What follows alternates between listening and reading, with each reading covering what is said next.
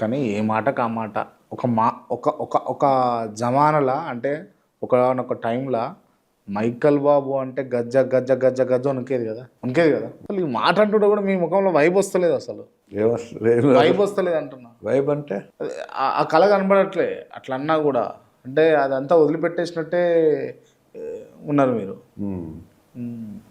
వదిలిపెట్టినాను కదా. అంతేనా? ఏం చెప్పదలుచుకున్నారు ప్రజలకు, ఏం చెప్పదలుచుకున్నారు పబ్లిక్కి?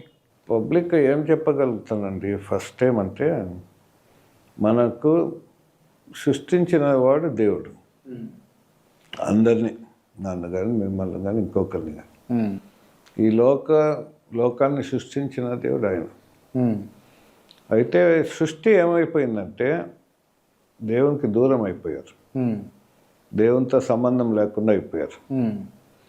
ఆ సంబంధం తిరిగి కుదిరిచ్చేదానికి యేసుప్రభు ఈ లోకానికి వచ్చాడు.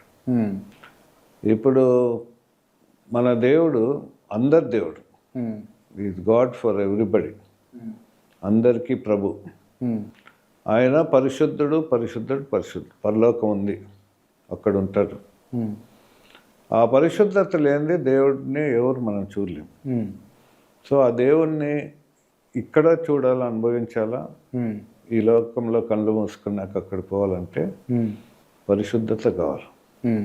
పరిశుద్ధత ఎట్లా మనకు వచ్చిందంటే యేసుప్రభుకి జన్మపాపం లేదు, కర్మపాపం లేదు, పరిశుద్ధుడిగా పుట్టాడు, కన్య యొక్క గర్భంలో పుట్టాడు, పరిశుద్ధాత్మ ద్వారా పరిశుద్ధంగా జీవించాడు, సిలువలో రక్తం కార్చాడు, బలి అయ్యాడు. ఆ రక్తము పరిశుద్ధ రక్తం, ఆ రక్తం మనకు మోక్షం. ఈ రక్తం అంతా మారిపోయింది, రాజకీయాలు, ఫ్యాక్షన్, త్రాగుడు, భయంకరమైన పాపిస్తుంది.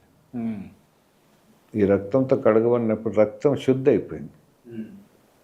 మెయిన్గా ఏమంటే నా డెస్టినేషన్ నాకు తెలుసు, ఇక్కడ కళ్ళు మూసుకోవాల్సిందే కదా ఎప్పుడో ఒకసారి ఎవరైనా. తర్వాత హోలీనెస్ అనేది ఉంటే పరలోకం, నెక్స్ట్ స్టెప్ ఇస్ పరలోకం. ఇప్పుడు మీరు స్వర్గానికే పోతారు మీరు ఖచ్చితంగా.